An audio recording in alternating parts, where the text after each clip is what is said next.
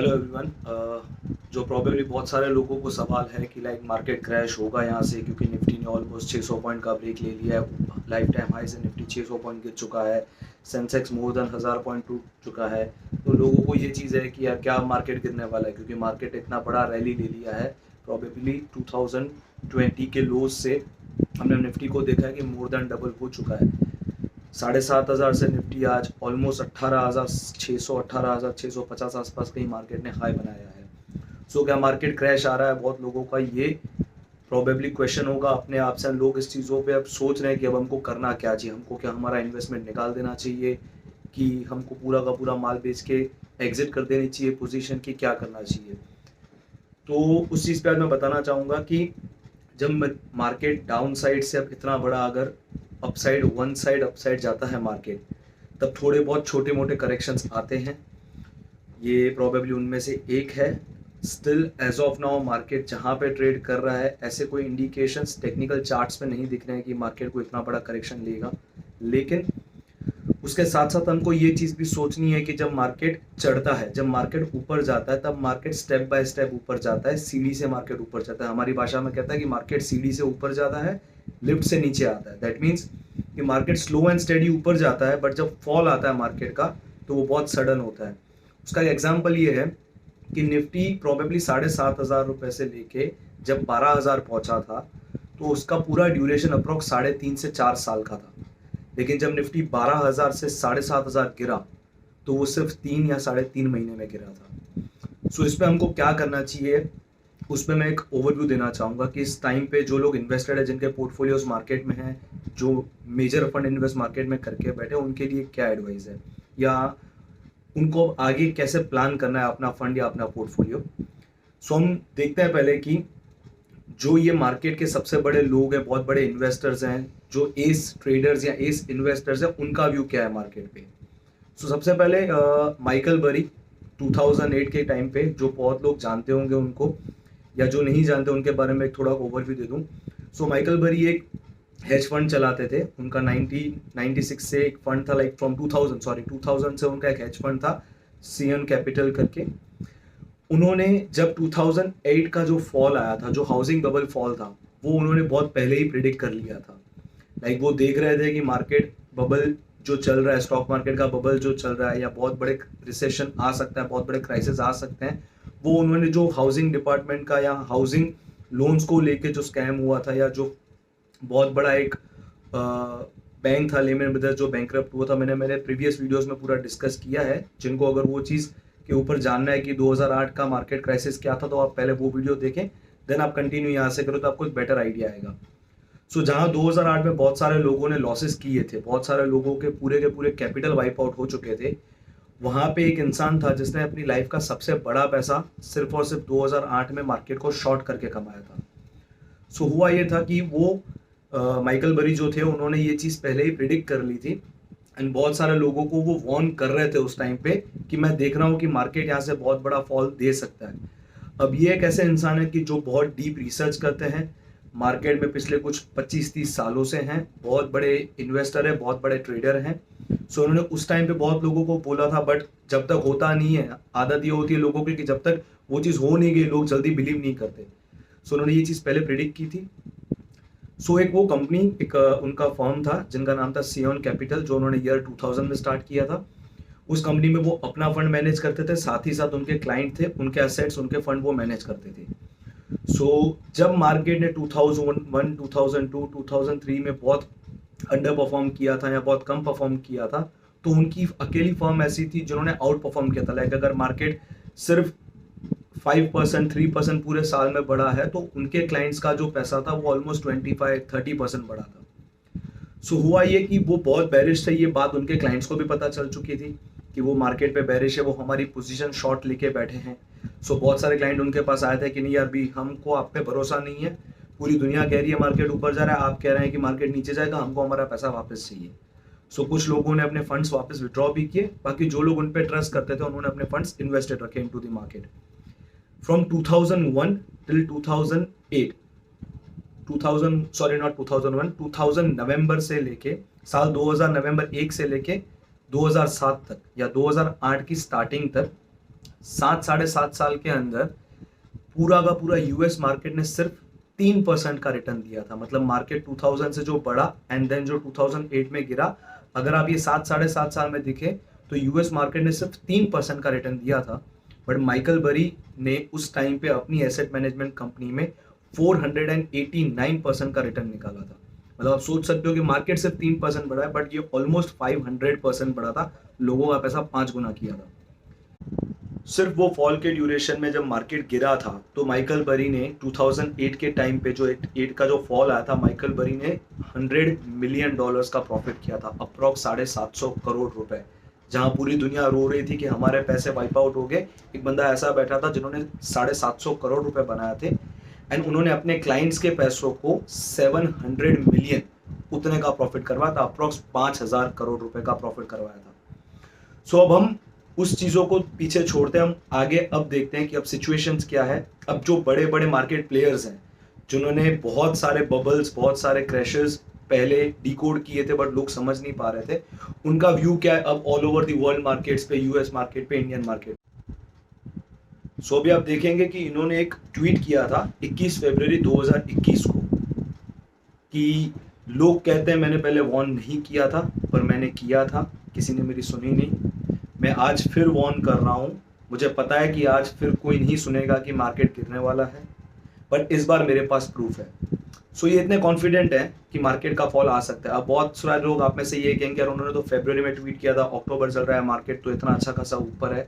But अब एक चीज़ समझें कि जब ये लोग अपनी प्रॉफिट बुकिंग करते हैं, ये लोग जब अपना स्टॉक्स खाली करते हैं, तो वो ये नहीं देखते कि मार्केट 13, निफ्टी की बात करूँगा, निफ्टी 13,000 से 18,000 हो गया। वो लोग हमेशा ये प्रिडिक्ट करते हैं कि जब अगेन निफ्टी 17,000, 18,000, 19,000 जाके जब गिरेगा, जब स्टॉक्स हमको, क्योंकि इंडेक्स अगर गिरता है, अगर निफ्टी गिरता है, बैंक निफ्टी गिरता है, तो निफ्टी अगर प्रोबेबली 20% गिरता है तो जरूरी नहीं है कि स्टॉक सिर्फ 20% गिरेंगे, स्टॉक 50% हो जाते हैं। और ये लोग स्टॉक्स में इन्वेस्ट करते हैं, डायरेक्ट निफ्टी में इन्वेस्ट या डायरेक्ट इंडेक्सेस में इन्वेस्ट नहीं होता है, मेजरली इनकी होल्डिंग स्टॉक्स में होती है। तो अगर आप सोच ले कि अगर कोई मार्केट अच्छा खासा फॉल देता है तो सबसे ज़्यादा जो धुलते हैं वो होते हैं स्टॉक्स। सो इन्होंने अगर उस टाइम पे प्रिडिक्ट किया था, और बहुत लोग ये कहेंगे कि नहीं यार क्या हुआ, कुछ गिरा नहीं, तो वो लोग जब प्रीवियस 2008 की बात मैं कर रहा हूँ तो वो 2006 से वार्न कर रहा था, वो 2 साल पहले से ही वार्न कर रहा था। सो एक तो ये हो गया कि हमको थोड़ा इस तरीके से भी सोचना पड़ेगा कि बहुत बड़े मार्केट प्लेयर्स अब वार्न कर रहे हैं हमको। सेकंड थिंग, जो दूसरा डेटा हम देखते हैं वो है वॉरेन बफेट का, father of the stock market या फादर ऑफ द इन्वेस्टिंग, जिन्होंने अपनी पूरी लाइफ इन्वेस्टिंग पे निकाली है, जिन्होंने अपनी पूरी लाइफ स्टॉक मार्केट में से पैसा कमा के निकाला है, आज one of the top 10 richest person of the world and उनका पूरा वेल्थ स्टॉक मार्केट में से बना हुआ है। उनका हम कुछ डेटा देख रहे हैं तो वॉरेन बफेट इस टाइम पे, अगर आप ये देख पा रहे हैं, इस टाइम पे मोर देन $140 बिलियन कैश लेके बैठे हैं। मतलब स्टॉक मार्केट में से अपने स्टॉक्स निकाल के ही सिटिंग ऑन कैश, उनके हाथ में कैश पड़ा है। अब ये सिनेरियोस कब होते हैं, ऐसा हमने प्रीवियसली 2020 के फॉल के पहले भी देखा था। 2019 मिड से ये चीजें आ रही थी कि वॉरेन बफेट अपने स्टॉक बेच रहा है एंड वो कैश पे बैठे हैं। अगेन हम ये चीज देख रहे हैं, ये अगस्त के डेटा है कि Warren Buffett is sitting on more than $144 billion cash in hand. So एक ये भी चीज है। दूसरा, इस चीज पे हम आगे अगर फर्दर डिस्कस करते हैं कि एक और ट्वीट माइकल बरी ने किया था, किसी ने उनको पूछा था कि आपका मार्केट पे व्यू क्या है, तो उन्होंने ये ट्वीट किया था जून में कि मैं देख रहा हूं कि मार्केट का सबसे बड़ा बबल बर्स्ट हो सकता है, लाइफ का सबसे बड़ा बबल अब आने की तैयारी है या अब फूटने की तैयारी है। सो ये कुछ इंडिकेशन है जिसको देख के हमको थोड़ा कॉशियस रहना चाहिए। मैं ये नहीं कह रहा कि आप ये ट्वीट्स देख के या आप इनकी स्ट्रेटेजी देख के आप अपना सारा का सारा पैसा पुल ऑफ कर लें, पर हमको थोड़ा यहाँ पे संभलना तो पड़ेगा ये चीज़ें देख के। अच्छा, इसके यहाँ से अब अगर हम आगे बढ़ते हैं तो एक होता है प्राइस पर अर्निंग रेशियो, जो हम मार्केट में किसी स्टॉक्स के ऊपर देखते हैं, कोई कंपनी में देखते हैं, जो थोड़े बहुत फंडामेंटल्स जानते हैं वो देखते हैं कि अगर कोई कंपनी का पीई 25 के अबाव जाता है तो उसको हम थोड़ा ओवर वैल्यूड गिनते हैं। दैट मीन्स वहाँ पे थोड़ी बहुत प्रोबेबिलिटी ये बढ़ जाती है कि यहाँ पे हमको संभलने की जरूरत है, हमको थोड़ा कॉशियस रहने की जरूरत है। ऐसा नहीं है कि सिर्फ पीई देख के आप ट्रेड करें, आप सब चीज़ों को कंबाइन करें कि मार्केट कितना लंबा वन साइड रन लेके बैठा है, बड़े बड़े एस इन्वेस्टर्स क्या कह रहे हैं, मार्केट की सिचुएशन इस टाइम पे क्या है, एंड सेकंड थिंग हम साथ ही साथ थोड़े बहुत फंडामेंटल्स एंड थोड़े बहुत टेक्निकल चीज़ों पे भी जाके देखेंगे। सो प्राइस पर अर्निंग रेशियो जब जब 25 के अबाव गया है निफ्टी का, तो एक प्रोबेबिलिटी रही है मार्केट ने वहां से एक फॉल दिखाया। सो हम जो देख पा रहे हैं अभी कि प्राइस पर अर्निंग रेशियो की अगर मैं बात करूं, तो ये जो फोटो आप देख रहे हैं अभी, इसमें निफ्टी का पिछले 20 साल का प्राइस पर अर्निंग रेशियो है, जिसमें एक 2000 में अगर आप देखेंगे तो प्राइस पर अर्निंग रेशियो 25.91 था, जो 25 से ज़्यादा है। एंड मार्केट वहाँ पे थोड़ा कॉशियस होना चाहिए। अगर आप लोगों को किसी को ध्यान हो तो मार्केट में 2000 से लेकर 2002 के बीच में एक टेक बबल बर्स्ट हुआ था मार्केट में, जिसमें नास्डैक जो यूएस इंडेक्स है वो 75% से ज़्यादा गिरा था।